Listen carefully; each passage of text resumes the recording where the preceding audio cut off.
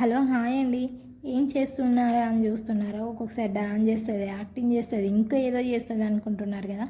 నాకైతే ఈరోజు మంచిర్యాల నుంచి ఆర్డర్ వచ్చింది ఒక ఐటెం చేయమని, కర్జలు. అదేదో చూద్దాం ఫస్ట్ టైం నాకు ఆర్డర్ రావడం ఎలా వస్తుందో అని 41 కర్జలు చేయమన్నారు.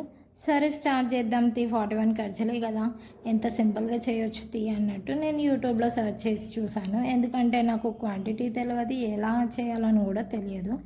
ఎందుకంటే ఎప్పుడైనా అమ్మ వాళ్ళు చేసి చూసి తినడమే తప్ప ఇవన్నీ ఎంత క్వాంటిటీ చేయాలో మనకైతే తెలియదు.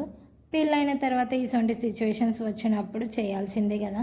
అందుకోసమే నేను ఖర్జులు స్టార్ట్ చేశాను. ఫస్ట్ టైము గోధుమ పిండి 1 కేజీ తీసుకున్నాను. 1/2 కేజీ కొబ్బరి తురుము, 1/2 కేజీ షుగర్ పౌడర్, అలానే స్వీట్ పౌడర్ రెడీ చేసుకున్నాను. గోధుమ పిండిని చపాతీలాగా చేసుకొని దాంట్లో స్టఫింగ్ పెట్టుకోవాలి.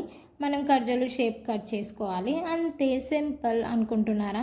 అమ్మో, చపాతీ పిండి తడపాలి, షుగర్ని పౌడర్ చేయాలి, కొబ్బరి తురమాలి, ఇవన్నీ చేయాలి అంటే ఇలాచి టేస్ట్ గురించి పౌడర్ వేసుకోవాలి. ఇవన్నీ చేస్తేనే ఖర్జలు రెడీ అవుతాయి.